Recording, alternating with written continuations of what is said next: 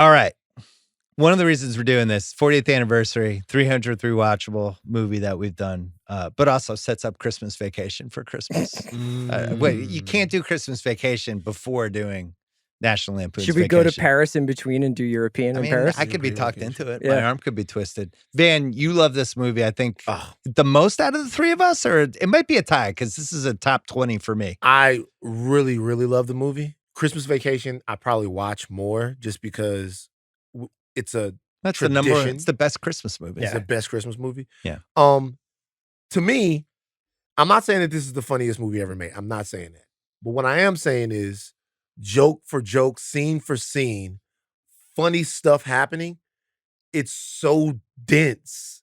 This is a movie that is like dense with comedy. Something funny is always happening. He's talking to Russ. His glasses are falling off. Like the car, you know what I mean? Like something is always, there's no pee break. Yeah. Right. It just hums. It's from the beginning all the way to the end, you're getting sometimes really devastating, obvious comedy and sometimes like really subtle stuff that's hilarious too. I think the comedies from this era, from like 82 through 87, are the movies I've probably seen the most in my life. Yeah. Like I'd go 80 to 87, but I'm with you. National Lampoon Stripes, like, Yeah. you know, and even down to like Summer Rental and The Volunteers and Summer School and stuff like that. But every time I watch this movie, I laugh at a different part. Like Chevy Chase is honestly like, this is one of the great comedic performances. There's like not a dead part of this movie where you're not like, holy shit, I never noticed he said that. Or I never noticed he like every time he fake cries and he chokes up and he's like, oh, and then he just walks away. I mean, is there ever been anybody funnier than this guy?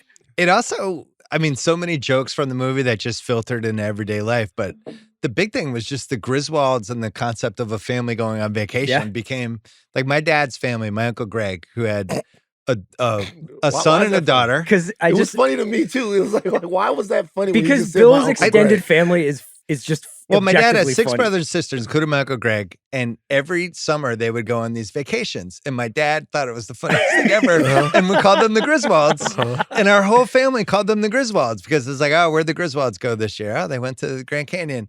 But like every family has the Griswolds, right? Yeah. This family that goes, this is the way the vacation can go the worst. Everything unravels. But for the most part, like I don't care what your family is, you're identifying with some piece of this movie. And that's the genius of it 40 years later. So did you ever do any kind of cross-country or long-distance car trip with your parents? I did with my dad in 1980. We did a baseball park trip. That's great. And we hit a whole bunch of ones, including the Astrodome. Right. Wow, you made it all the way down to Houston. Oh, yeah. We did flight, we did some plane, and we did some cars. You must have done something, right? We did. I've actually gone Louisiana to the West Coast twice with my family. One trip is legendary for the amount of things that went wrong. Like that's the thing. These trips never go well, ever. One just legendary for the amount of things that you went leave wrong. with 8 people, you come back with 6. Yeah. Just all kinds of stuff happening. I remember watching my father dodge traffic, something fell off. Because one time we were moving.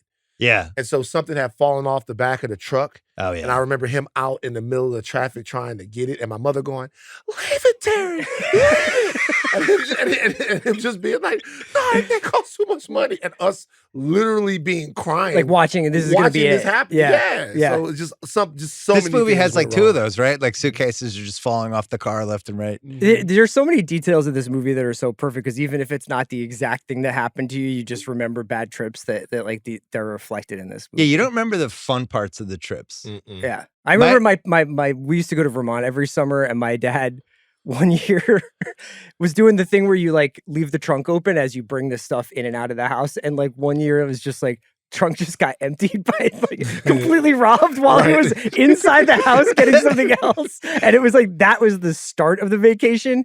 And I think it peaked with like getting food poisoning at a Howard Johnson's on the New York State Thruway. But like, there's so much stuff in this movie that resonates. We're telling war stories and horror stories. I will say one of the biggest regrets of my entire life was not going cross country with Rob Stone, who now you can hear in the World Cup, and my buddy Jim Grady. They were Colgate buddies. I was supposed to be the third one. They went cross country for like 2 months. They did everything. And I didn't want to go. And I was like, in 2 months. I was dating somebody at the time. I was like, I don't know. And I'm fucking haunted by it. Yeah. I wish I had gone. And if anyone's listening under age 25, if you haven't done it, if you thought about doing it, just fucking do it. Yeah.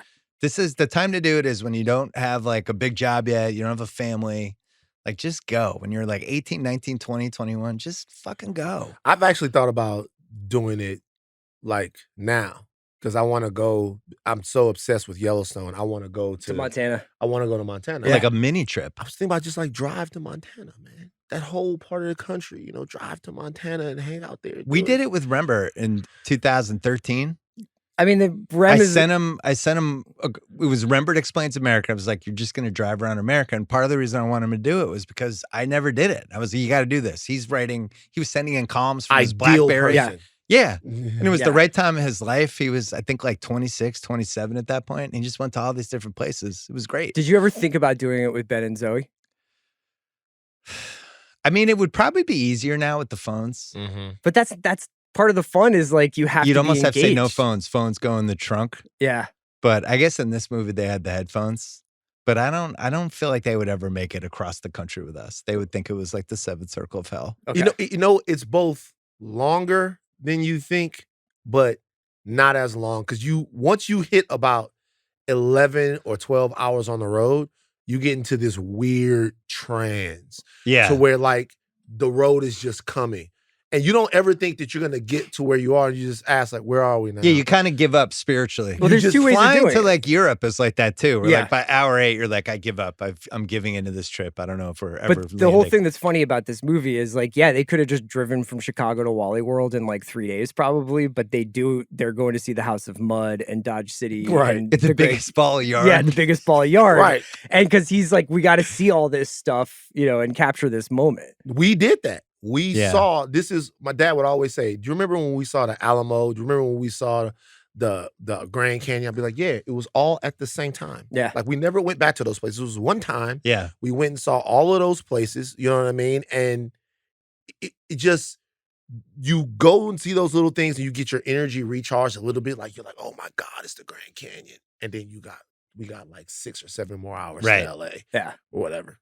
I think now with the even like listening to Spotify and having playlists and podcasts, probably a little more fun than it was in 1983. Yeah, you don't have to in the do green station wagon. as many hymns as Clark Griswold doing sings or the as many show Mockingbird. tunes. Yeah. One of the things I love about this movie is like Van was talking about the throwaway lines where it captures what it's just like to drive, where it's like, that's the arch, 60 floors, elevator goes to the top. And Russ goes, can we go? It's like, nope. Just keeps driving.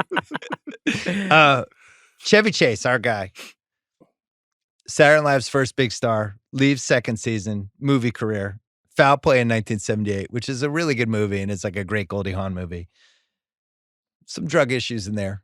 Starting around late 70s. Does Oh Heavenly Dog, Caddyshack, and Seems Like Old Times in 1980. Love that movie. Which one? Seems Like Old Times. I love that movie too. Love. I thought you were going to say Oh Heavenly Dog. I Never- I was don't just even going know to get what up that and leave. But seems like Old Times. They're great in that Chevy movie. Chase, Goldie Hawn, Charles Grodin. Diane Cannon. the whole Is Diane Cannon crew. in that one? No, Yeah. she's not. Well, no, she's in Heaven Can Wait. she's in Heaven Can There's Wait. somebody else good in that. But you got a T.C. Carter in that. T.C. Carter's good in that. Yeah, so Yeah. like that movie is so underrated to me. So it's going fine. And then in 81, he has Under the Rainbow and Modern Problems. 0 for 2. I saw Modern Problems in the theater and we were like, what the fuck? Yeah. I was like 12. And wasn't we that snuck like was into Modern Problems the one that was just like a horrifying like production or something yeah, like that? and you could kind of feel the cocaine oozing out of the movie screen as you're watching it. That's the Toxic Waste one where he gets special powers or something like It's that. so bad. Yeah. yeah, it's so bad. Yeah. And so it's like, man, this guy fucked up. Never should have left SNL. And then Vacation catches him. Kind of, he's a little older, he's a little fatter, he's not quite as handsome as he used to be, but now he moves into this next phase of his career where he's got Best Defense. Yes or no? Of course. Okay. Fletch, European Vacation, Spies Like Us, Three Amigos, all in the next 4 years. One of the biggest stars in the world. Bangers. Yeah. Yeah. I wonder whether or not he was also ready to start doing, because like the Caddyshack part is like pretty cool guy. You know, I mean, obviously it's a weird role, but he is like more along the lines of like a Paul Newman kind of like, I'm just like a real like, I'm the guy everybody wants to hang out with. Well, what did Sean say about him in the Caddyshack? He's like the fucking asshole that you can't help but like. Yeah. And then you watch him in National Lampoons, and it's like he's the joke. He's making himself the punchline the entire time. Which basically becoms the 80s for him, leading to Funny Farm, a film that I think we all like. Yeah. I love that movie. I always looked at him as the grown-up of all of those guys, sort of, because he was older. Right. He was doing the I Have a Family type of comedy. He was doing the comedy more so where he was like looking at Americana and kind of making fun of it, like in Funny Farm. Yeah. That's a movie about somebody who's buying, I guess, their dream house and things just keep going wrong. And he thinks he's going to write the Great American Novel. He's going to write the Great American Novel. Those are different movies. But he does write it. It's just not good. Yeah. Those are different movies than the other SNL alums were making at the time. Yeah. Yeah. Yeah, there was, he gets replaced by Bill Murray. And then Bill Murray kind of steals his movie star slot. Right, because he has Meatballs. They're kind of dead even, but then Stripes comes out in 81, and then all of a sudden Bill Murray goes like and this. Ghostbusters, and it's over. Yeah, and Ghostbusters is coming and all that stuff. I love Chevy Chase, but the stories about what a fucking asshole he is has kind of become part of. You almost can't talk about Chevy Chase without talking about that. Yeah. They say on this movie that I did a bunch of the research that somebody just wrote a book. I think it was called Wild and Crazy Guys about.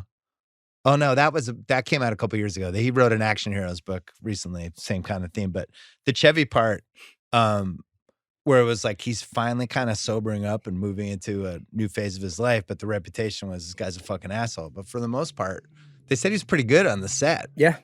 And this was like 120-degree days, and I don't think it was the most fun movie to shoot. Yeah, I mean, they basically sounds like the production was the Griswolds, where they're like stopping in motels, like entire film crews are just like taking over motels so that they can shoot in Colorado or they can shoot in Arizona or wherever they were shooting at any given time. Not a lot of great planning in the 80s.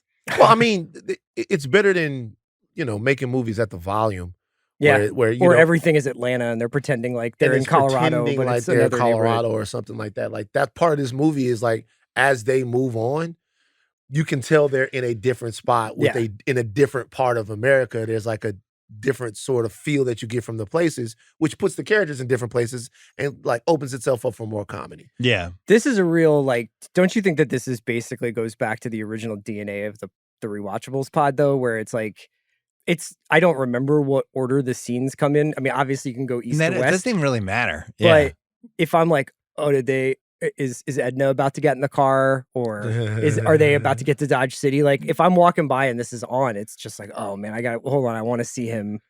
Chrissy Brinkley's about to drive up next to him and then he's going to start sweating. Like, I want to see the scene. Like this is back to the, like, I don't even remember how this movie really goes. I think I forgot a big swath of it, but like, it's just always like, it always goes. It was on all the time in the 80s. All the time. I started watching it identifying from the kids. Mm-hmm. And then as you get older, you Clark. switch and you become Clark, or you become the mom. At some point, I'll be Aunt Edna. I don't know how many years away I am. It also has Beverly D'Angelo, who had a decent career at this point, and had been in, like, she was in that Sissy Spacek movie that she won the Oscar for. She played Coal Miner's Daughter. Daughter. I think she played Patsy Cline. She'd bounce around, but the movie she was in musicals and she was in Hair and things like that. But she was in this movie called Paternity with Burt Reynolds. Okay. Where Burt Reynolds, he's like in his mid-40s, he's running MSG. Have you ever seen this movie? No. He's running events Madison at Square MSG. Garden? Yeah. Okay. So there's all these MSG scenes and Nick scenes. It's good. I don't even know if it's streaming anywhere. And he decides he wants to have a baby. And he meets this waitress played by Beverly D'Angelo, and she decides to be his surrogate. But then they fall in love. It's one of those. It's actually a really good movie, and it's just gone. But so I remember her from that, and all of a sudden she's playing the mom in this movie. She's a little young. Mm-hmm. She's like 33 in real life. But my son's big question, because I made him watch this movie, was like, this woman's way too hot for Clark. Like, how did he pull this off? Anthony Michael Hall agreed with him. Oh yeah. She's throwing 98 in this movie. Is it too unrealistic that she's even the mom in this, van? This maybe the mom, but not the wife, because we always see this, like some bumbling, barely good looking type of guy. It's the ABC sitcom, CBS sitcom thing. Unbelievable. It's also a very, very prevalent thing in Los Angeles. Yeah, like, how is this happening? How is it happening? Yeah. But like to be the mom, he probably is a little young, But man, we were talking about it before. This is white girl Rushmore right here, man. Like the Chris said it, and I had to. Yeah, she is. You guys are not gonna agree because I said this before, and I think Chris kind of made a face. Christy Brinkley is amazing, like super beautiful, like one of the. I was going to have this argument later. I think she's hotter than Christy Brinkley in the movie. Yeah, I'm with you. I had this in Unanswerables. I was gonna say that it makes it sound ridiculous to say either one of them is attainable, but Beverly D'Angelo is just more real. Christy Brinkley is Uptown Girl, like she's just like not even a real person. There wasn't as unbelievably gorgeous as she was, and she was an icon of the '80s. And I even had the Christy Brinkley calendars and the poster and the whole thing. There wasn't like you wouldn't say she was like crazy sexy. She was more like beautiful. She was wholesome. Wholesome, beautiful. Yeah. She was like out of the Happy Days era. Kathy Ireland type of. Beverly D'Angelo is like fucking sultry. Yeah, sultry. Yeah. Great word. Like she shows up in Pacific Heights a couple years later, like, oh yes, this is perfect. She was in the Ellen Barkin zone. That was just popped in my mind. It's like an Ellen Barkin type of situation. Great stuff by her. So she had chemistry with Chevy, as did Anthony Michael Hall. And I'm gonna break a rule. I'm gonna do this category now. I'm gonna do my version of the Stephen A. Smith hottest take. I think Anthony Michael Hall is the greatest teenage actor ever. Wow. Yeah. I think he's the De Niro more than River or the Pacino Phoenix? or the Brando of teen actors. More than River Phoenix or Leonardo DiCaprio. You know, I'm a resume guy, Chris Ryan. Who's in this? Okay, so I'm a resume guy. Vacation, 16 Candles, Breakfast Club, Weird Science. But rattles them off in 3 years. So, but who's in this conversation? Is Robert Downey Jr. in this conversation? Yeah, like people would say like Leo. I don't think he's a teenager. Leo, amazing actor. Yeah. John so Cryer maybe you wouldn't say he was the most talented teen actor. You wouldn't say he was like the highest, whatever. But just in terms of like who did better than this, if we were just judging this by sports, he did the best. He's awesome in every movie. Is Molly Ringwald not in that color? Molly Ringwald's in the conversation. Yeah. Playing Molly Ringwald in every movie. Like Anthony Michael Hall, Rusty is different than 16 Candles guy, who's different than Breakfast Club guy, who's different than Weird Science guy. Like there is a little sauce with each one, but I think he's so good in Vacation. It's an awkward, going through puberty. He's growing as they're filming the movie, but he's fucking hanging with Chevy Chase. And sometimes he has to be Chevy's straight man in a scene. When they have the talk before Chevy walks away in the desert. Uh-huh. And he's just like, yeah, Dad. Right. He cheats the beer. Yeah. So you're not with me on this? I think that River Phoenix and Leonardo DiCaprio are better teen actors than him. But if you're talking about the biggest, I guess I didn't realize Sean was here. So what? Leo, shit. Jeez. Leo as a teen though, like what are Leo's teen credits? So Leo had This Boy's Life. This Boy's Life. What's Eating Gilbert Grape? Romeo and Juliet. Right? Romeo and Juliet. Is he a teen when he makes that? Yeah, he's in his 20s when that comes out, right? Growing Pains. Yeah. Growing Pains. What's even Basketball Diaries? Like he's probably like 17 at that point. He's older than that in Basketball Diaries. It's like 1995. You want to just run down River Phoenix? Do you care? Or you're not River Phoenix is pretty great. Yeah. That's a good one. That's Stand By Me, Explorer, Mosquito Stand Coast. By Me, Mosquito Coast, Running on Empty, Last Crusade, My Own Private Idaho. Yeah. All right. I'm going to give you Little again. Nikita in there? Yeah, Little Nikita. I'm going to give you you Vacation, 16 Candles, Breakfast Club, and Weird Science. Like it's a fucking murderer's row. Yeah. He had a great run. Yeah, River Phoenix is pretty good. So maybe it's that's why it was the hottest take. So maybe it's most successful teen actor of the last 40 years. Or you could say most beloved or something like that. I think River's movies are probably like a little bit more ambitious. I mean, they're not. He's great in Stand By Me. These films are probably like, the huge cult classics, but River's changing it up. I'll put it a different way. How many times have we seen the kid part blow a movie like this? Yeah, or it just doesn't work, or just completely torpedoes like 3 scenes. Where you're like, oh man, that kid sucks. No, I'm like excited when he shows up. He's just fucking humming it. Yeah. Like he's on SNL in 1985 as an 18-year-old. He's a cast member. That weird season. Like the kids in Christmas Vacation are liabilities. And the boy in European Vacation, Grown Up Russ. Yeah. Disaster. Like we never saw that kid again.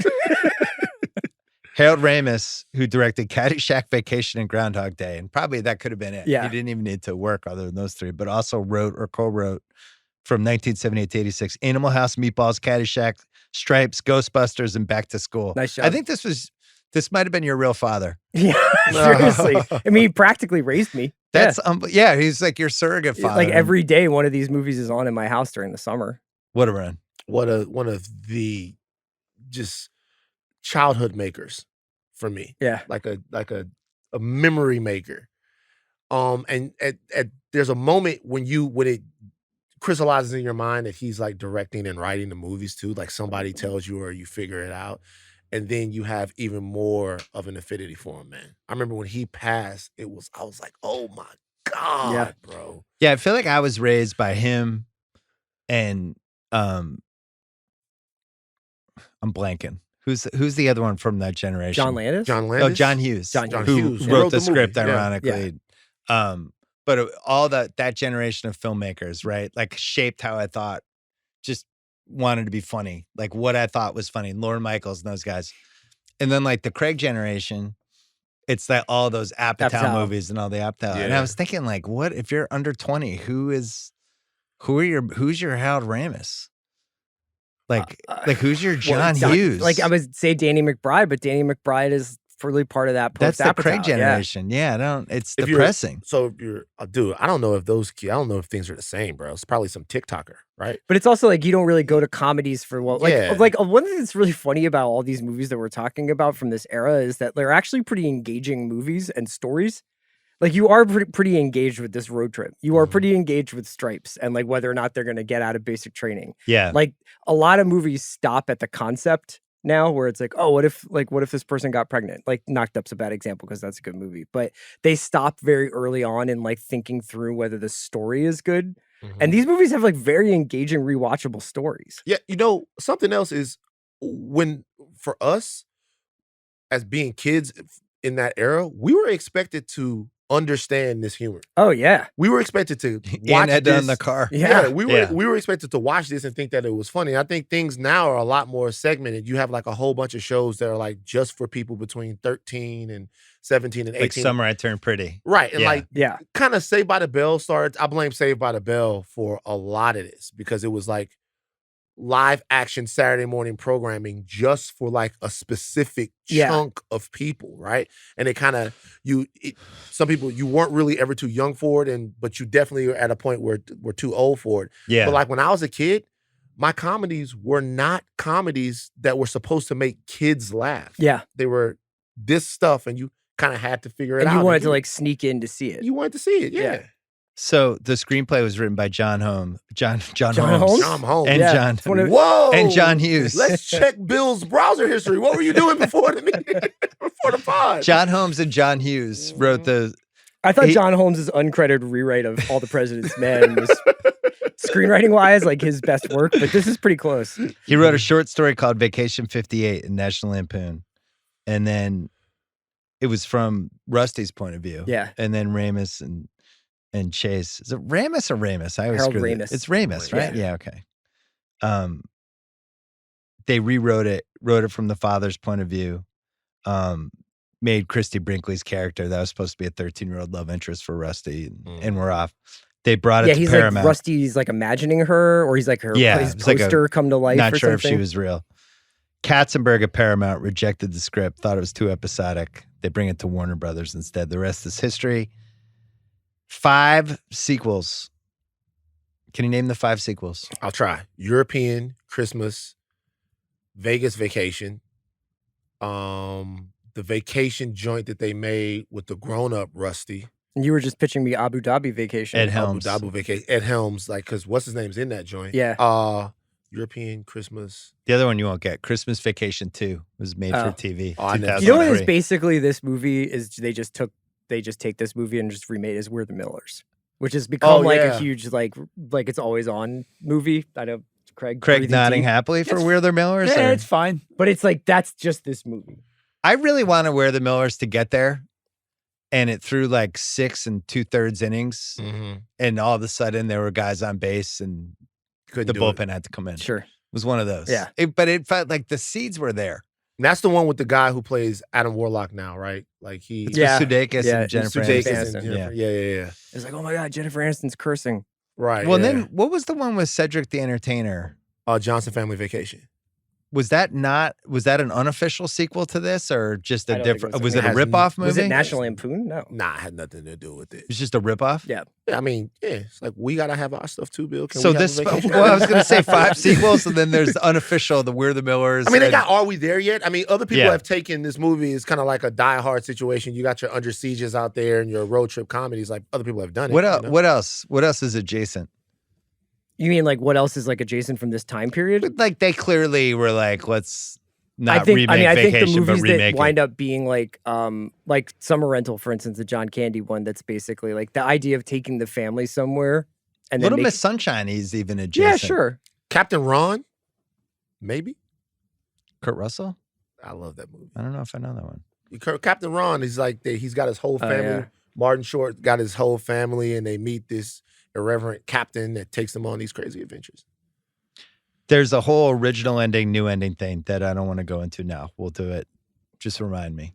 $50 million budget made $61.4 million, which doesn't seem like a lot. And that time is I was expecting It had a great over opening 100. weekend. I have some stuff about the box office in a bit. Ebert, no review. refused. Just didn't, Beneath him, Yeah. maybe not a Chevy Chase guy. maybe he loved it too much. He said, I did find the TV show with Siskel, and Ebert said he liked the first half better than the second half. I guess I Seemed do too. Pretty relatively dismissive of it. Yeah.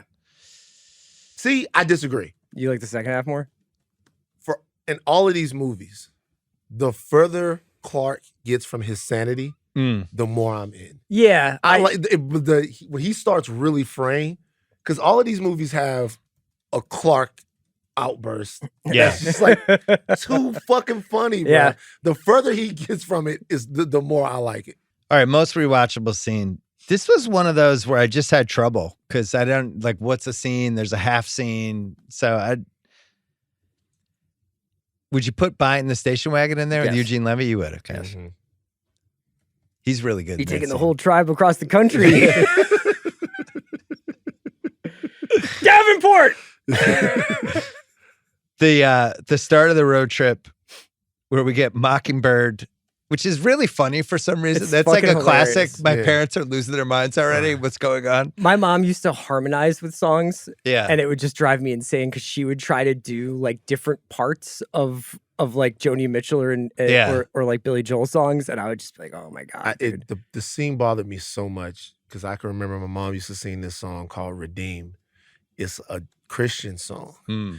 And we would get in the car and Jesus wasn't eating his last Passover. And I'm like, oh my God, please, man, chill. And it's grating. This has the Wally World National Anthem. It has Russ, Your Feet, Russ, which is just a running joke, at least with me and all my friends for a long time. And then the gas station screw up. With the feet scene, Chevy Chase said in the DVD commentary that Anthony Michael Hall just put his feet up and they kind of ad-libbed some of that. Feet rust. Yeah. I have Clark falling asleep at the wheel Great. You're skipping St. Louis. right after his wife gets stuck. Yeah, we I got- didn't know when we wanted to do St. We Louis. got to talk about I St. guess Louis. St. Louis is up there for me, man. I had it.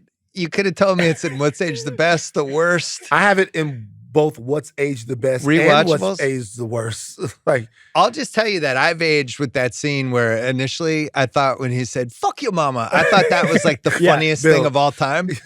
And then as the years passed, you're like, this scene's actually, and then now by the time we get to Only 20s, up it's until like, the oh my invention God. of Google Maps and Waze and stuff. But up until then, every single time I asked for directions, I thought about saying, "Excuse me, Holmes." right. So here's the thing about the scene. The scene is obviously overtly racist. However, Yeah. like I mean, But- it's just, but- it is. The dude that's talking to him is holding a basket. You know what I'm saying? Like the scene, you know what I'm saying? Like it's like overtly he's dressed. The dude, he don't have no ball shorts on. Yeah. It's amazing. It's And also it's the middle of the night. in It's the the middle middle of the of And the night. by the way, Yeah. he was the guy from the White Shadow. It was Right. Reese. They were like, just here's a basketball. And the kids go, I wonder if they know the Commodores. So they know Yeah. in the movie Roll them up. that they know in the movie that they're being racist. Yeah. They know that they are, right? Yeah. Yes. But Which was kind of early 80s. Like you could do stuff like that. right. But there's something that I noticed about the film. Okay, so they asked the the residents of East St. Louis there for directions, and they get charged $5. Yeah. And they think it's so fucking crazy, right? That their hubcaps get stolen and they charge them $5. There's something to be said. Don't forget honky lips on the car. Honky lips, the whole nine. Fuck your mother, the whole nine. By the end of this movie, Clark becomes a criminal. Oh, yeah. Oh. By the end of this movie, he gets so desperate. Like, there's some commentary in there that I think people miss. By the end of the movie, Clark gets so desperate that he becomes a criminal. So if you look at the totality of the film, it's a journey. A little bit, you know what I'm saying? So it's like, yeah, sure, they had something fucked up to say, but then at the end, Clark not only holds somebody up at Wally World and takes a hostage, he also steals from the hotel. That dude saying this ain't even my neighborhood is honestly still like one of the fucking funniest 5 things. Go down there and talk to that guy in the thing. It's not from the west side of Chicago. This ain't even my neighborhood. One of the other characters starts laughing. He like breaks character. He can't hold up. Bro, let me tell you guys one thing real quick. And another reason why I kind of fuck with that scene a little bit. I'm driving to a girl's house one time, right? She lives down in New Orleans. And when I get out of the car, everybody is outside. Yo, what's up? Where you from?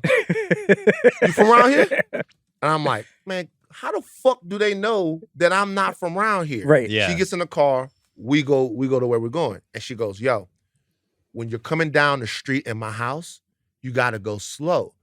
Cause you know that loose manhole that you hit? And it was loud as hell. She goes, everybody that's from around here, they know to drive slow down over that street. pothole, yeah. But so when they hear that, they think either you the police or you somebody that's not supposed to be around here. And I'm like, shit. So the moment they knew the Griswolds weren't from around there, it was fresh bread. Let's see what's up. Harold Ramis said the St. Louis scene was one of the most politically incorrect sequences he ever shot. And that it practically demonized everyone involved. It did.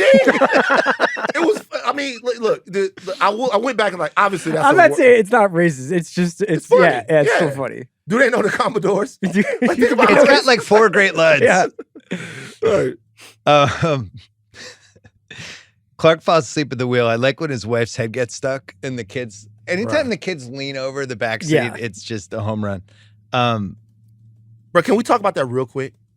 Clark was going to get a blowjob. He was thinking about while it. his kids were in the back seat. Clark is one of the horniest it's dudes really wild. ever on It's screen. really, really bro, wild. That's nuts, bro.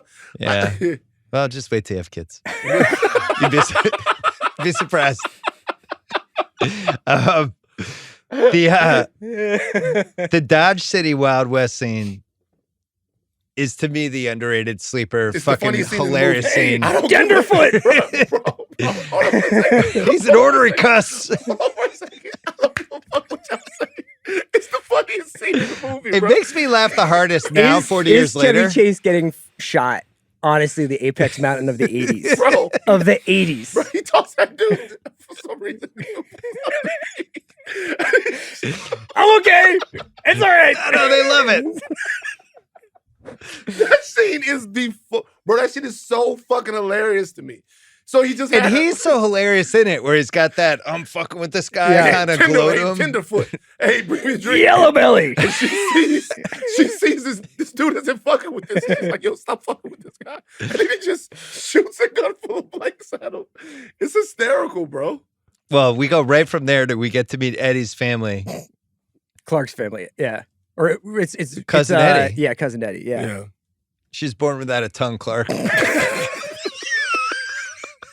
She can whistle like a bird, though. He's like a horse. Oh, my God. I'll just say in the 80s, this is my favorite stretch of the movie because we got the French kiss part. Daddy says I'm the best at it. The kid you got working asteroids. out his jerking off hand. Yeah. He's doing like that. You ever pop people on? Guy, it's all funny. No, it's Guy taught me something really cool last year. You ever pop your baloney? It's just like, what guy? Wait a second. Yeah. A guy taught you how to do that? Eddie said, after I have the baby, I can quit one of my night jobs. The hamburger helper, real tomato ketchup. It is just 7 minutes of beauty. The daughter stirring the Kool-Aid with her bare hand. Yeah. Can I help you with that? Please. And by the way, it's just bro. It's just that's the whole fucking thing, bro. Dad says I Go show them your worm farm. Like let's go show your cousins worms. That scene was so iconic. That whole stretch was so iconic that when Jane Krasinski became somebody, I couldn't accept it for like 5 years. Jane Krakowski. Yeah. I couldn't accept it because I was just like, that's the girl from Vacation. I can't unsee that little girl. Mm-hmm. And then eventually she became a big deal. Yeah. But I mean, even on 30 Rock, I was like, wow, the Vacation? The French kisser? Yeah. She's going to still keep going? Weed grower. The Eddie character. I mean, it's going to be no surprise when he wins Dion Waiters. It's almost like we could name Dion Waiters after Cousin Eddie. Right. It is an all-time heat check. It's amazing. It's amazing when he gets him the white shoes. He's like, I remember. Craig, did you know anything about Cousin Eddie heading into this movie? I had seen Christmas Vacation, so yes. So yeah, okay. Did you know you were going to get the origin story though? No, I didn't. What about the little girl born without a tongue? Did you know that was coming? No, that was coming. No. Cousin Eddie is a repeat winner of Dion Waiters. He's the he's the quintessential Dion Waiters. This family, it's just unbelievable. Like so there's nothing like this in movies now that is this funny. Is that Ellen's sister? I had this in Unanswerables. So it seemed they said they were second cousins, and it seems like the woman had the relationship. The kids are second cousins, and the women had the relationship, and then they had the aunt. So I'm guessing they were first cousins. Okay, they were. Yeah, their mothers are sisters. Yeah. Wait. If their mothers are sisters, they're just cousins. She's their aunt. Yeah. And she's kind of, so she's their great aunt. She's their mothers are sisters. She's there. Yeah. Huh. I don't know families. The dead dog scene. Dude, this was the one that got me this time. This is the one that I was like, poor little guy. When James Keach is like, do you know what the penalty is for animal cruelty in this state? And Clark's like, no, sir. And he goes, well, it's pretty stiff. Poor little guy. Probably kept up with you for the first mile or so. Like, what? And they're like trying not to laugh. Chase is so fucking funny. He was like, they said, he lets him off. Yeah, he's just like, yeah, okay. Off with nothing. Yeah. They said they kept fucking the scene up because they just couldn't get through it. Because it's too good. My wife was upset after this. Was she? Yeah. Well, all the dog lovers. Oh, yeah. Like, oh, we've talked about this. Our changing relationship to house pets. I still think I have 4 dogs. I still think it's 100% hilarious. It's very, very funny, but it's just elite. I love my pup, but it's super fucking funny. They go back and there's just a leash on the back of the car. Yeah. It's funny. What's that rattle? Next one, Clark and Russ have a man-to-man talk. That was the good talk, son, before Clark goes on his walk. The beer was empty, according to the research. He didn't actually pound the beer. Really good job of faking it. I love all the Clark Russ scenes. Are just home runs for me. Good talk, Russ. Good talk. And Edna, them figuring out Aunt Edna's dead is just a great minute. A dead person breathed on me. They're like, wait, what's going on? Clark flips out. I think you're all fucked in the head. 10 hours from the fucking fun park and you want to bail out? Don't touch! Like that whole You'll be whistling zippity-doo-dah out of your assholes! He's just going for it. I ran it back against Don't Fuck With Me Art from Christmas Vacation. Yeah. We're going to have the happiest Christmas since Hallelujah, Jesus Christ. Or Hallelujah, holy shit. Hallelujah. I ran it back. They're of the same quality. Yeah. There's no winner. We're going to need plastic surgery to remove our goddamn smiles. It's just elite stuff. And then the last one is Clark kidnaps John Candy. When this is all over, your father might be going away for a while. And it's like, he has the whatever, where he's like, Aunt Anna, and he might have killed my Aunt Anna. You can't prove that, Rusty. What do you have for most rewatchable scene, Chris? I think I'm going to go with meeting Cousin Eddie and the whole sequence with the kids on the farm. But I'm incredibly... The Wild West is growing on you? Well, I'm incredibly tempted to put the dog scene in there. Like, even Russ being like, Dad, why'd he pull you over? And he was like, I was driving like a maniac. Listen to your mother. I have to go with the guy shooting the gun at him in Dodge City. The Dodge City one? I just watched it so many times that I just think is so hilarious every single time. I don't know if they speed up the camera. He's such a good pratfaller, Right. Yeah. that he just does such an amazing getting shot by a shotgun Yeah, jump. that's a good point. Yeah. He really was like the Michael Jordan of Oh, he pratfalls. was. Yeah, that was Yeah. his Yeah. thing. And then when he gets back up, he's so polite to the guy. But there's Yeah. only one that I think we kind of missed. When they get to the hotel, Oh, the And bed shaking. and no. When he is cruising throughout the bar, Oh yeah, trying yeah. to pick up women into the Christy Brinkley scene, Yeah, where he's just straight up cheating on his wife. and yeah. Yeah. I have something on that, but like Right. just Me his too. whole bit where he's The just whole like, bit, she's like, yeah. I thought you were in the CIA. He's like, I used to be. I used to Right. be. I own all these Nah, I motels used to now. be. Yeah. What's age the best? The opening credits with the Lindsey Buckingham's Holiday Road and the postcards is just really good. It's just Yeah. a good opening. You're just happy. You're right into it. I just wrote this down for what's age the best.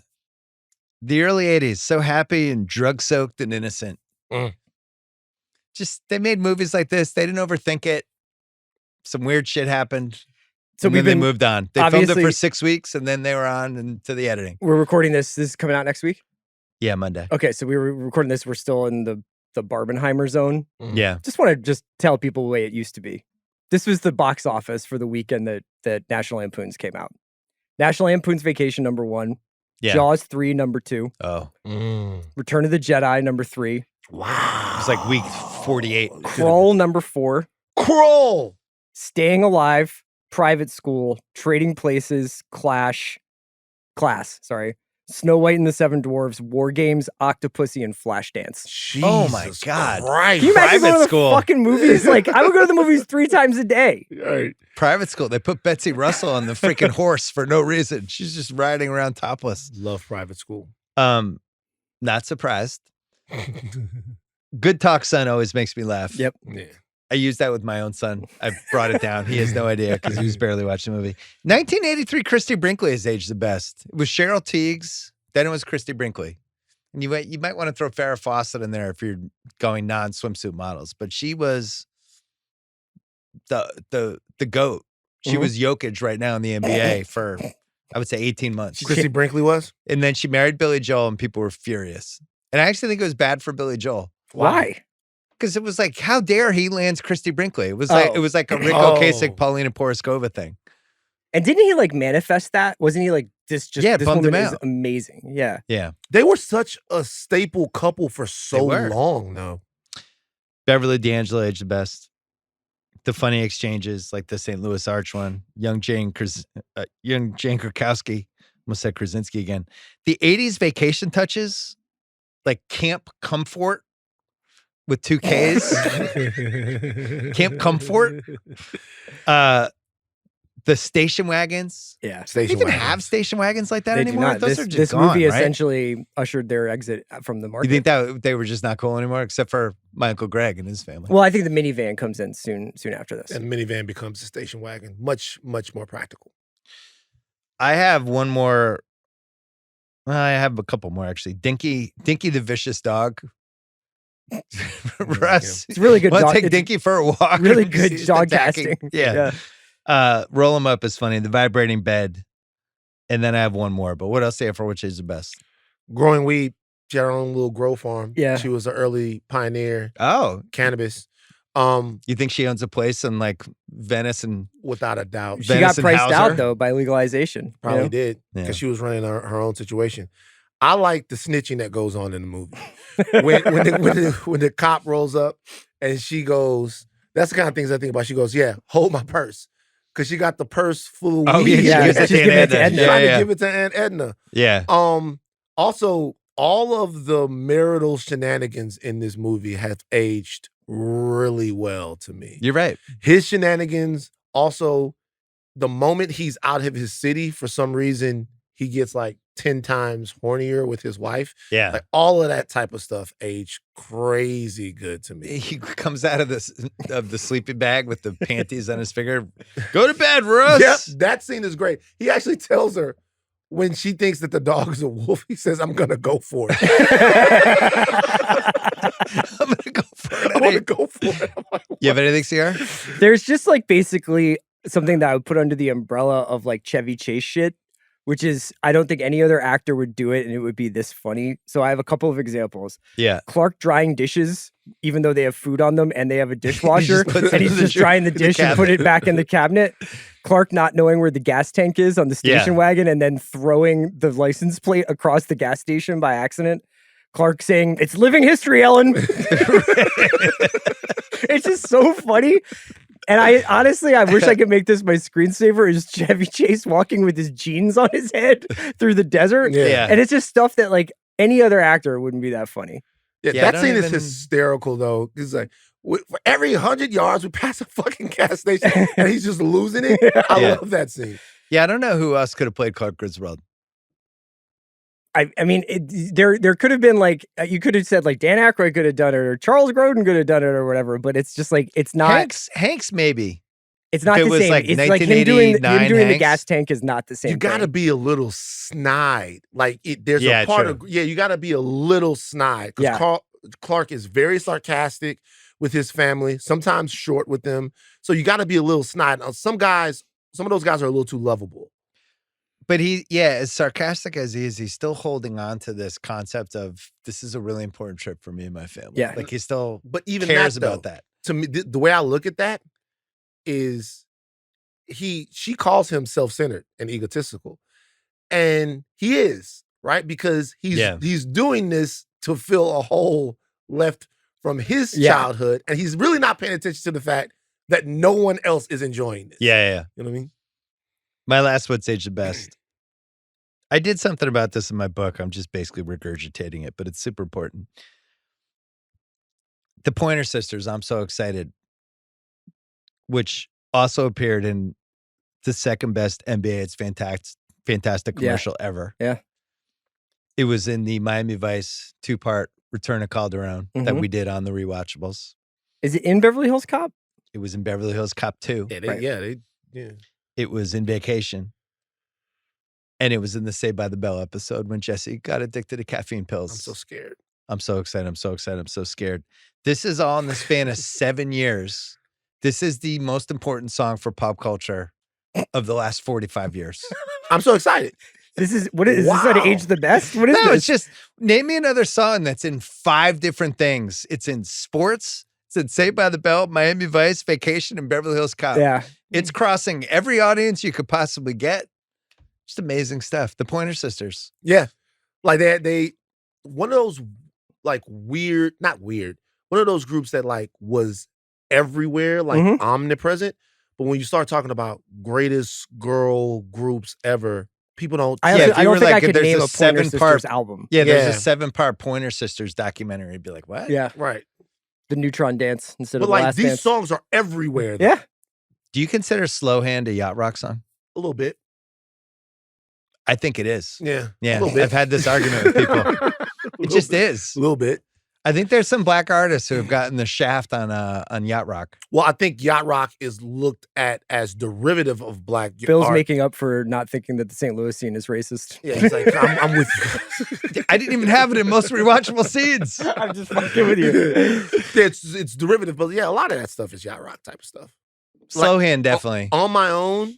George Benson. No, I'm talking about what's the one with The Patti LaBelle, Michael. That's definitely yacht rock. Oh, yeah. Yeah.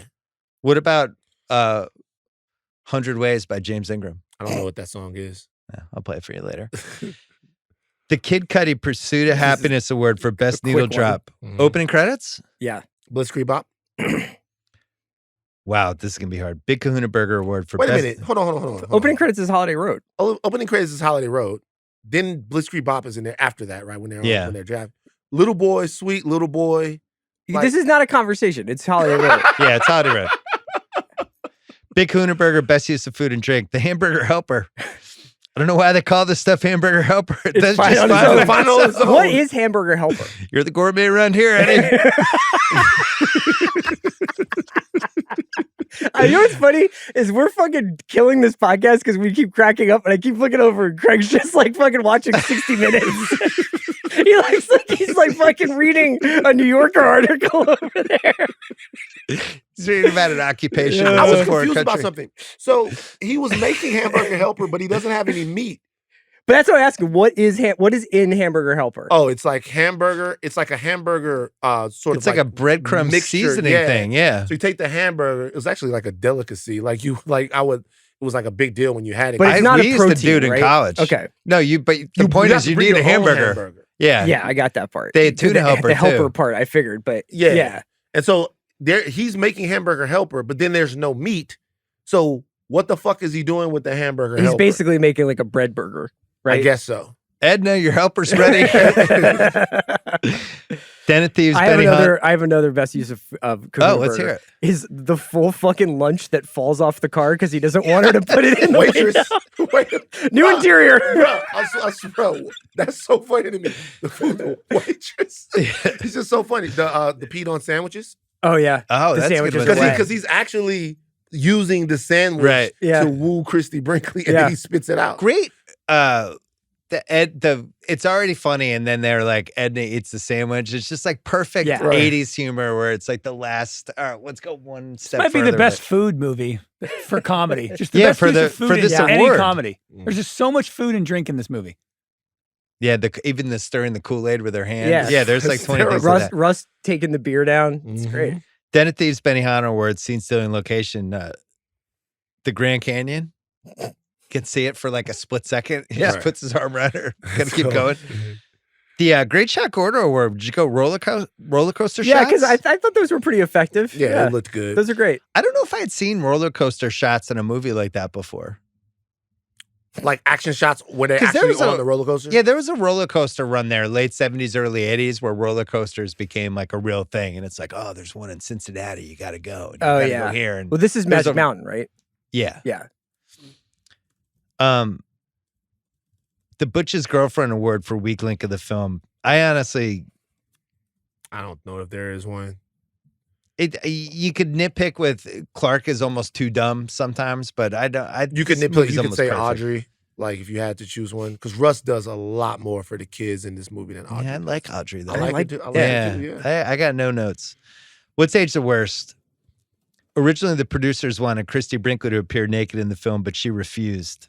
I don't know which part of that is age the worst, so I'm just gonna say you can take that however you want to take Okay. it. Right. But 1983 me, Was it would have been the most disappointed? important moment of my life. Yeah. You know, Um, Beverly just gives you once again the 80s. Yeah. Yep, Beverly- this might be number one unnecessary 80s nude scene. She does it twice. just does not need to be there at Like all. Beverly gives it to just, hey, okay, we're here. Why not? You know what I mean? The shower scene is they just shoehorn that shit in there. She's very comfortable with her body, Craig. Right. Christy negotiated a compromise of bra and panties before jumping in the pool, and that's what they did. More would say the worst. Clark's home computer is just out of like It's amazing. 1784. Yeah. Yeah. And it's It also is like the- they can also play video games on their Yeah, computer. but I don't even recognize it. The Chariots of Fire jokes probably haven't aged that great for people under 35. Yeah, I've never In the seen running? that movie. Did you know that the music was from the Yeah. I know that, but yeah. More would say the worst. This is for my friend Jim Grady, who's probably listening. Freeze framing the VHS during the pool scene to see if you could see Christy Brinkley's nipples might have been a thing we did in the mid 80s. Right. Because there's a couple moments where it's like, wait a You second. think you can get in there, yeah. Yeah, is that? Yeah.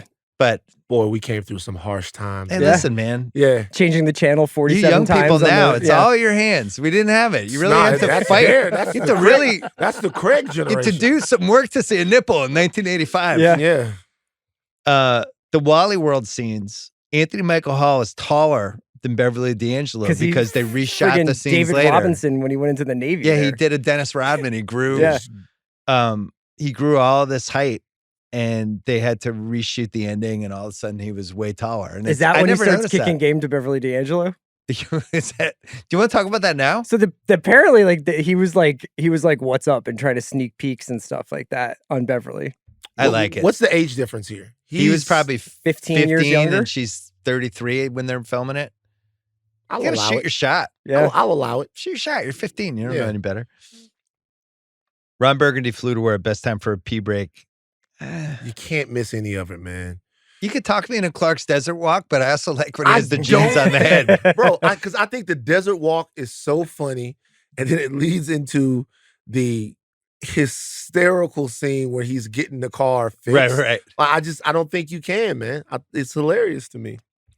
Was there a better title for the movie? Road Trip, I guess. But The Griswolds? yeah, I guess you could do the Griswolds, but I think that Because we call this movie The Griswolds. Really? okay. Yeah, just like, the Griswolds. Well, I used to call it National Lampoons. Yeah. That's it. Best quote. We've done 3,000. We've done a million. Right. I just wanted to mention. I have one though. Is this your idea of a good meal? Dog killer. And then this is crazy. This is crazy. This is crazy. The funniest thing that anyone's ever said in the history of cinema is when Chevy Chase says, "She's a pool waitress. I was ordering some fish for you and Audrey." Are you fucking kidding me? I was selling here, didn't want to change, and I see this person here. She's a pool waitress. He's in there with a Sports Illustrated model, dog. It's over. You're cooked, my man. Do you have a hottest take? You know what? I think that the Eugene Levy character, Ed, he was right. That wagon did make it. It did. You know? Like, he was like, this is what you want to take the tribe across the country in. And he was right. I don't know if the sports wagon would have done it. It survived a 50-yard car crash. Yeah, the Wagon Queen family truckster. I have a hottest take. P. Green. Clark wasn't wrong to at least go test the waters with his CIA motel stuff. His wife rejected him so many times. Oh, come on, man. His wife, It is true. She did. His wife rejected him so many times. He tried to get it popping when she was in the shower. He tried to get it popping in the car. In the camp. He tried to sleeping bag. He's in a loveless, sexless marriage. No, he's not, man. No, he's not. And so I think that the reason why she didn't end things is because she realized, man, you know what? I can step no up on my end. No fucking way, man. There's just no fucking way. If you get caught in a pool with a naked woman, and then when she's like, Clark, get out of the pool, and he's like, hold on, I'm going to have like a really close face-to-face conversation with her. Yeah. And then try to be like she was a pool waitress? You can't do it, but there is a toxicity that I could bring to this podcast where I could say he was driven to it. Okay. All right. I love it, Van. That was a great hot take. All right, casting what ifs. This is an interesting one. And this is half-assed internet research, but allegedly Kim Cattrall was the original choice for Ellen. No way. Yeah. Interesting. Yeah. That's peak Kim Cattrall right there. Like that might be a little bit overpowered. Is this around like Big Trouble in Little China? So that's it's like 3 years after Porky's. Yeah, a little bit or before. Maybe a year after Porky's. When is Mannequin? That's like 2 years later. 2 years later, she's. I'm happy where we landed, but that did make me go, oh. They wanted John Landis to direct this movie, but he was filming a Chris Ryan favorite, An American Werewolf in London. Couldn't do it. So, Cousin Eddie's tongueless daughter was played by Harold Ramis's daughter, Violet. That's unbelievable. Yeah. She whistles like a bird. Eats like a horse. She was born without a tongue. So John Candy got paid $1 million. Let's just do this now. They do the original ending where the Griswolds go to Roy Wally's house and hold their family hostage.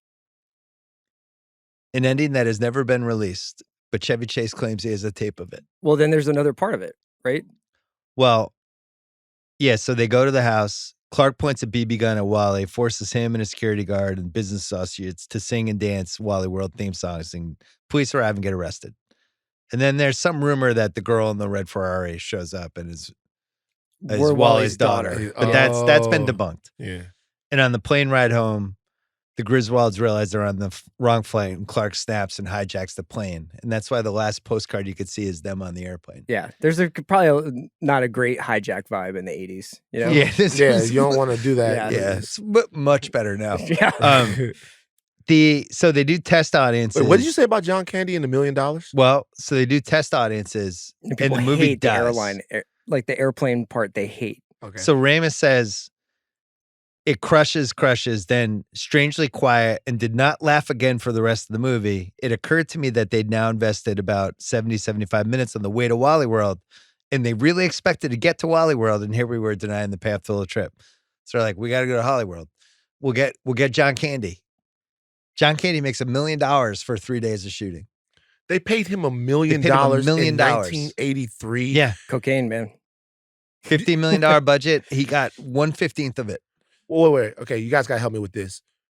Where's John Candy at in his career at this point? Beloved guy you would bring in for a movie like this, but they're also desperate. And John Belushi's dead. And who else would you even do? You need somebody who's. No, I get it. Am I tripping by thinking that at that time that $1 million is like a shit ton of money to pay an actor to be in a movie, just period? You're definitely not tripping, but I would say it was money well spent. I would say too. It's great. It's almost like the Jaylen Brown contract, which seems ridiculous right now. $304 million. So he's on SNL and he's on SCTV. That's where they're drafting him out of. Jennifer Lopez was the first Latina actress to ever get paid $1 million to do a movie for he was Selena. in Stripes too. That's like 14 some odd years later. I'm not comparing the two movies. I'm just saying $1 million. That's a shit ton of money. Good for him, man. Love that guy. The Ruffalo Hannah Rubinek Partridge Overacting Award. And Edna? Christy Brinkley. Overacting? Overacting? She's just trying to act. She's just Christy Brinkley. Oh, yeah, she can't act. I'm giving her the award. She didn't act. Some sort of acting She award. didn't act at all. She was... Are you gonna go for it? You gotta give that to Aunt Edna, man. Yeah, it's Aunt Edna. You gotta give that to Aunt Edna. Aunt Edna was just... She screams the entire movie. Okay, fine. Do you remember Aunt Edna's other huge role, Imogene Coca? No. She was Jan's ugly doppelganger in Brady Bunch. Oh. When Jan was worried because as a kid she looked like Imogene Coca, and it was like, oh my God, I'm gonna look like you. And then they worked it out in 22 minutes. Never seen one episode. Best That Guy award.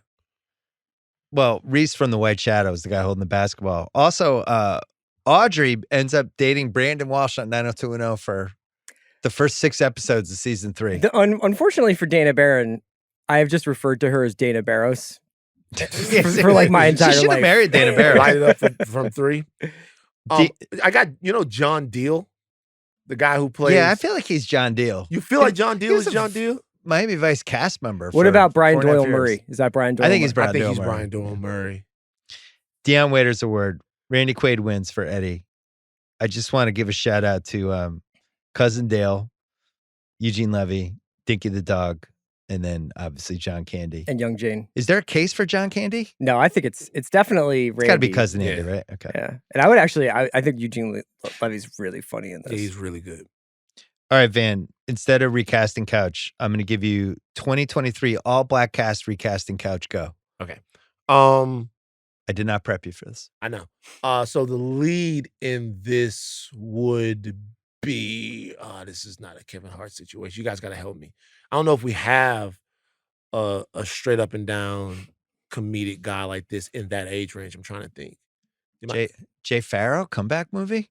Jay Farrow. I still have my stock from like 2012. Jay Farrow is fucking amazing. The wife is like Nicole Bihari. You know her? Mm-hmm.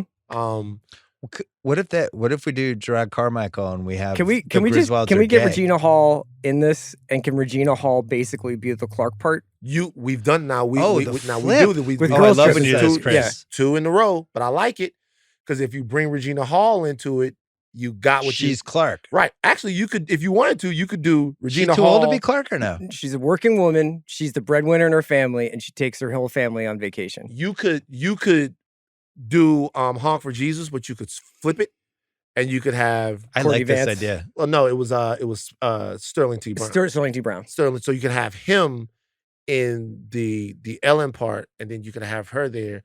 The kids, we can get the kids from Grownish there. They're going to be cheap. Sterling Brown and Regina Hall, I'm in. I'm into it. You didn't like my Gerard Carmichael with and it's a gay couple? You can do that. I'm with that. That's even higher level of difficulty. Woke son of a.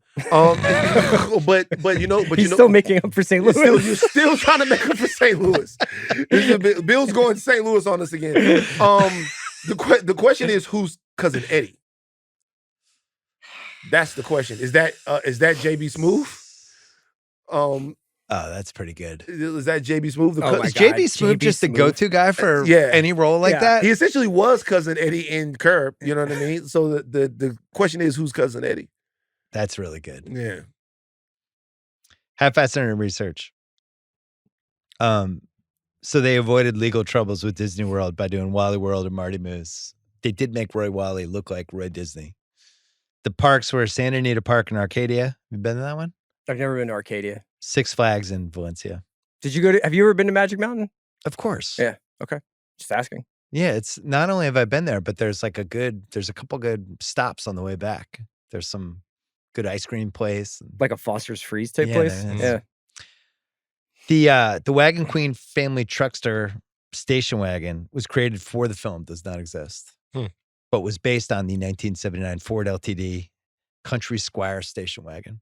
So there you go. Holiday Road reached number 82 on the Billboard Hot 100. You know, I thought that was Loggins till like 2013. It's understandable. Yeah, there's a lot of hard to keep track of all those people. So Anthony Michael Hall said Chevy was the first person to point out that puberty had kicked in for him. He had pimples and he had shot up about a foot. Chevy made me feel goofy about it, and I was kind of embarrassed. Asshole. But at least he hit on Beverly D'Angelo. Yeah. And then Dana Barron said, I had craft services, I had meals all the time. I found food. So I went from like 80 nothing pounds to like 96, and I'm little. So that's a huge gain. Michael grew up and I grew out. And then everybody had a miserable time filming the Wally World. They all scenes. threw up. They all threw up. And like trying to, because they had to get on. They kept having to do film the rides yeah, that multiple people were times. like, they are actually like really sick and not having a good time. The Imogene Coca, who played Aunt Edna, they think she had a stroke as they're filming the movie. So funny. What? Sorry. And they filmed the scene that morning. That's the way you delivered it. Because I was like, Imogene Coca, she used to actually be in 1950s, like. Yeah, they filmed the scene, and then something happened to her that afternoon, and she had to go to the hospital and relearn her lines and finish the movie. Like Mitch McConnell. Yeah. And then the family truckster, when it does the jump, there was a whole bet on the crew whether it could go 50 feet, and the assistant director won the bet, and that's why Clark goes 50 yards or whatever it was. And then they cut out. Originally, Brian Doyle Murray's character snuck into the tent, and they decided that was weird in a moose costume. And then they thought it'd be funnier if it was a dog. Okay. That would have been weird. Why would he do that? That's why they cut it. And then the family was rescued by the two Native Americans we saw. Yeah. Mm-hmm. And a camel rider, and the camel scenes apparently just didn't work, and they had to cut it. No shit. But to be honest with you, it's just funny that she said that. We see these two other guys, but then we never see whoever's on the camel. We have no idea how they. Yeah, right. Then when they filmed the race to the Wally World's entrance, it was so hot that Anthony Michael Hall got heat stroke and had to go to the hospital. Damn. God damn. This man. movie's just taking people down left and right. And then Chase got mad at Ramis one time when it was hot, and he threw a suitcase at him, and Ramis yelled at him, and then they were fine. It's kind of like working here. By the way, Yeah. Valencia, Magic Mountain, pick your battles. It gets fucking. You do not want to go basically at any point from, I would say, May hot. through Thanksgiving. Yeah, through October. I thought I was gonna faint after I got off Superman. It's one tough. time. Apex Mountain, Chevy? For me, it's still Fletch. But I guess if you want to consider it this era. I think it's Fletch. Because he's got this in his back pocket, then Fletch, and it's like, oh, we're doing this now. The only reason why I'm gonna say it's this, he's Clark Griswold, man. He's Fletch to me.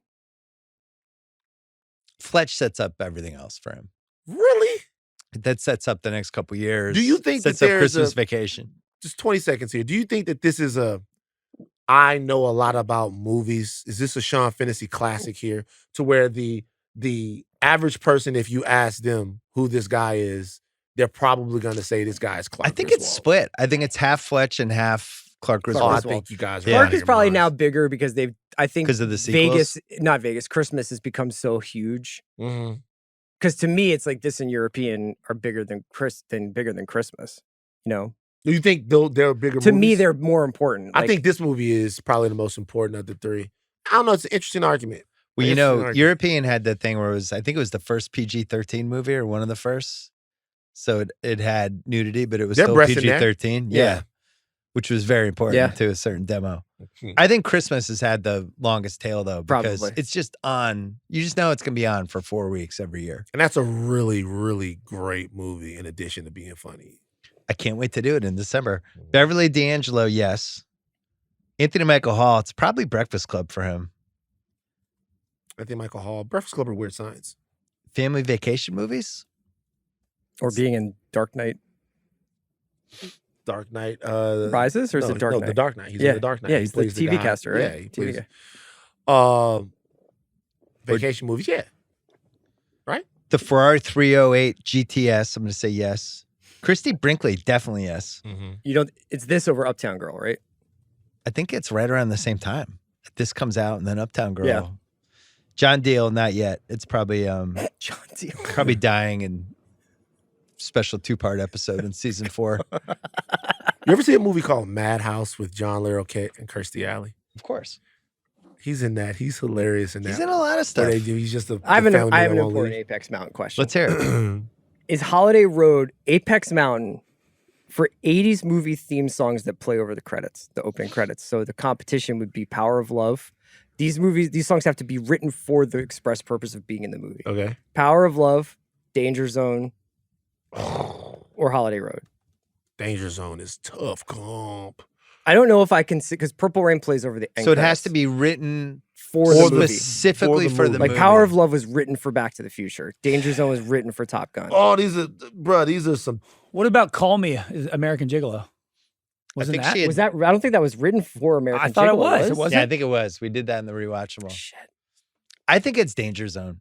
It probably is Danger Zone, but No, it's Power of Love. Because Huey was massive. And I'm that was saying the that, like, biggest does of all Power the movies. of Love like set you up for Back to the Future, like the way Danger Zone and Holiday Road, like Holiday Road. So you're saying all encompassing. Yeah, like I think that Power of Love. Yeah, in you're a- right. It in doesn't a- set in you up a to go vacuum backwards. might be the best song. Danger Zone. Danger is- Zone, you're like, I'm gonna watch Top it's fucking Top Gun right now. Gun, and this, but in the same way that this movie is kind of like when I hear Holiday Road, I think about Yeah. Yeah, you're going on Yeah. vacation. it's that's a Good tough question, one, CR, man. You Yeah, still it's got it. just- Thanks, brother. John Candy, no. Roller coasters? In films, definitely. You ever see Fear? Oh yeah, forget it. Never mind. Or Final Destination. Final Destination, yeah. Dead Aunts? Dead Aunts. This is the number one dead aunt for me. Yeah, I don't know. Maybe I can't think of anything. Best, speaking of dead aunts, best racehorse name. How about Aunt Edna? That's for the one I Philly? got. Yeah. Here comes Aunt Edna. I got on Edna right there. Not Pool Waitress. Tenderfoot. Picking nits. Wally World would never, ever, ever be closed for 2 weeks. Well, it's under like any circumstance. Disney famously is open 365. Yeah, but just you close for one day, but You not 2 close weeks. individual rides. The whole park is not going to. In the Never summer happening. for 2 weeks. Yeah. No. I mentioned another nit where my son insisted on putting this in the podcast, which he's starting to understand at least a little bit, even though he tried to change it by just having us rank characters. He wanted, for a nitpick, his was Clark landing his wife. He just thought was ridiculous. He just thought she was way too hot. He was a little sweet on Beverly D'Angelo. He likes her. I didn't tell him how she married Pacino years later. I feel like the kids would be more bummed out by a dead Aunt Edna Yeah. than they Also, were. I think that would be the worst thing that ever you can't happened to leave me. a dead body in front of a house. You can't. That's a hell of a nit. By the way, we didn't talk about Edna's funeral, which I have this written down. bro, it's just Hold like on. super hysterical, bro. Hold Was on. he talking about the Canaanites? Was the- Yea, admit this good and decent woman into thine arms in the flock of thine heavenly area up there. And Moab, he laid it down by the hand of the Canaanites. And yea, though the Hindus speak of karma, I implore you, give her a break. What do you want, Ellen? I'm not an ordained minister. It's fucking hysterical, bro. You just can't, but you can't leave a dead body outside somebody's house. You cannot. The car, I don't think survives the crash. I don't think it's fixable by these two No. jackasses in Arizona.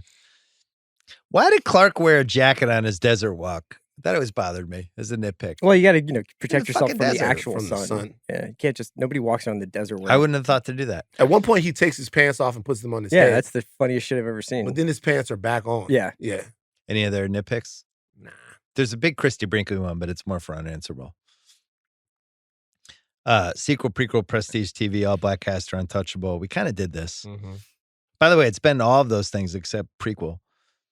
Is this movie better with Wayne Jenkins, Danny Trejo, Catherine Hahn? I have to admit, there's actually like nothing I can do here that was funnier than the movie. So I would actually say that my one recasting couch would be Catherine Hahn being in this movie. Catherine Hahn is like maybe Cousin Eddie's wife.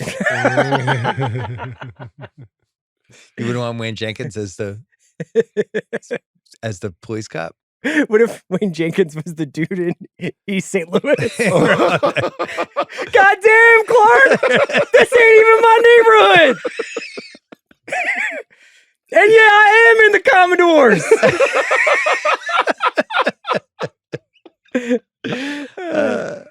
Just one Oscar, who gets it? It has to be Chevy. Yeah. All right, probably unanswerable questions. Where was Christy Brinkley going all movie? Yeah, this is one of those things. Where is that's she like, heading? I'm sure anybody other than us, like younger than us, watching this movie is like, what? And we were just like, sounds good. Christy Brinkley is driving in a Ferrari Staying next to these in guys. crummy hotels. Yeah. And You know what it was like, is she stalking him? Well, I thought she was a fantasy. At first I thought she was. But I then thought- she's not in the pool. I see them when I first started when I first saw the movie and like was actually following, I'm like, oh, this is a fantasy. He's freaking out. But then she gets in the pool. She's obviously not a fantasy. She's a pool waitress. I'm like, she's pool waitress. I'm like, is she following them? Yeah. Why is she everywhere that they are? Where was Wally World supposed to be exactly?